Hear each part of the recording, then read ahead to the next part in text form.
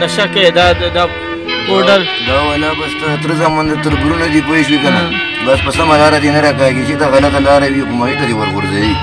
الله دې تباہ برباد کی ډېر غریبانو تباہ برباد کړي شي ګران قدرمنو په رښتیا چې لوخ په مزدوري کوو خو بس کو دي شي چې پساویو کوم ظالم راغله دې تر زوی تر بردا شي باندې راړولي بسم الله الرحمن الرحیم شروع په نام د رب ذوالجلال چې کوم بهون کې او مهربان بادشاہ دې ګران قدرمنو زستا سرور جنشین ارمان استاس په درون خدمت کې کړه بیا حاضر یم ګران قدرمنو زموږ د وطن کې ډېر غربت دی ډېر نیستي ده او بیا د غربت او نیستۍ سره چې نن سبا کم زموږ دا نوی کل او نوی ځوانان دي دوی چې کوم په لعنت باندې اخته دي د چرس افیم او پوډر باندې نو دې سره مې ډېر زړه درد کوي او ګران کتونکو ما دلته یو راغلی یم یو وړوکی دا بورډ مې لیکلو نو چې هغه مې لیکلو نو یو ځوان د مخې نه مې تېر شو سلام دعا مې ورسره کړ نو چې د هغه حالت ما وکتل نو زړه مې ډېر درد وکړو چې په دې لعنت باندې هغه چا راښکته کړی دی په دې لعنت باندې هغه چا اچولی دی ګران قدرمنو راځئ هغه سره به لږ ډېر خبرې کوو او نن د هغه غم او درد تاسو سره شریک کوو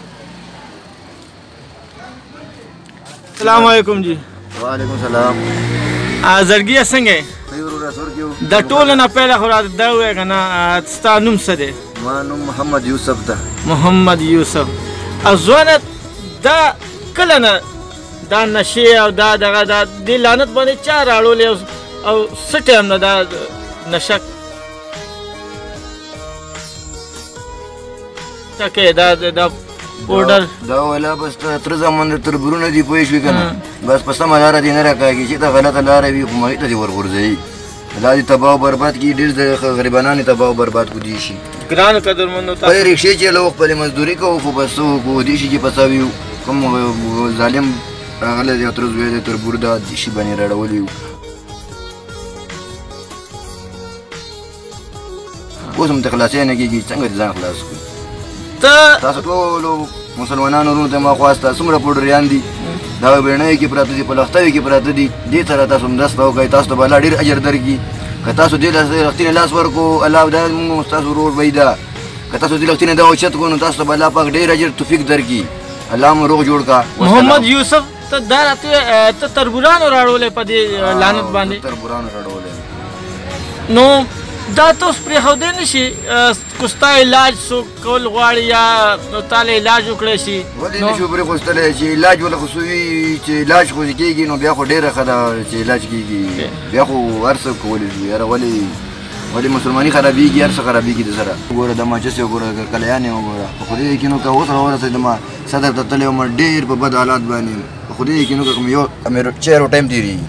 د دې د وجې دا وګوره ګرانو کتونکو جی تاسو کتی شئ جی دا محنت او مزدورۍ والا لاسونه پیمان په دې کې چې زه کله دا سګرټ او د افیمو او د پوډرو دا سګرټ ګورم پیمان ډېر زړه مې دردېږي رب ذوالجلال دې وکړي چې زموږ دا یوسف یو پېره بیا خپل هغه حسن ته خپل هغه عجزۍ او ملنګۍ ته راشي رب ذوالجلال دې ته داسې څه حساب کتاب روان کړي چې دې لعنت ته نه دې خلاص شي محمد یوسف او بیا د خپل ځای له راشي ګران کتونکو زه تاسو ته لاس ښیم محمد یوسف